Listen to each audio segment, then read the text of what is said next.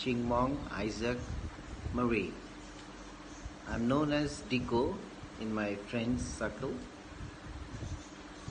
I'm very grateful and happy because of ASAF Youth hard work and their spiritful effort in managing crowdfunding for Netragona Jerepala School, BDB Primary School, where now the children can enjoy a joyful education in a secure and safe environment. Because previously the school was in a very bad condition. Rain would pour in from the roof and the wall was very miserably bad, and so now the children are safe from rain, from extreme sun heat, and also from the school collapsing on them. So thank you ASAF Youth again for your wonderful hard work and for gathering crowdfunding for BDP Primary School of Jerepala Netragona, and thank you again. Thank you everybody. Bye.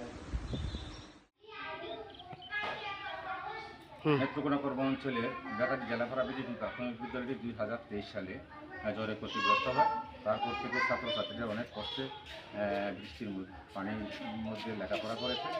2025 সালে SF study tour স্কুলটি পরিদর্শন করে এবং তারা এই দুরবস্থা দেখে Japan ফিরে গিয়ে ক্লাউড ফান্ডিংয়ের মাধ্যমে টাকা সংগ্রহ করে স্কুলটি পুনর্নির্মাণের জন্য অর্থ প্রদান করে।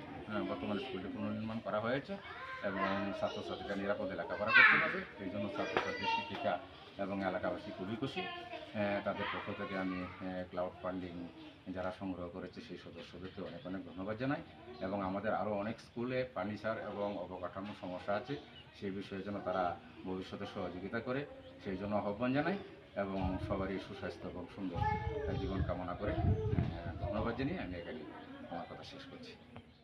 বিগত 2023 ইংরেজি সাল থেকে নেত্রকোনা কর্ম অঞ্চলের বেতাটি জেলেপাড়া বিদ্যাটি প্রাথমিক বিদ্যালয়টি জ্বরে ক্ষতিগ্রস্ত হয়। এরপরে থেকে স্কুলের ছাত্রছাত্রীরা বৃষ্টি বাদলের মধ্যে অনেক কষ্ট করে লেখাপড়া করে। এমনকি 2025 ইংরেজি বর্ষে স্টাডি ট্যুর সদস্যরা উক্ত স্কুলটি পরিদর্শন করার পরে তারা ক্লাউড ফান্ডিংয়ের মাধ্যমে এসএফ স্টাডি ট্যুর সদস্যরা স্কুল পুনর্নির্মাণের জন্য অর্থ সহায়তা প্রদান করে। সেই প্রেক্ষিতে স্কুলটি পুনর্নির্মাণ করা হয়।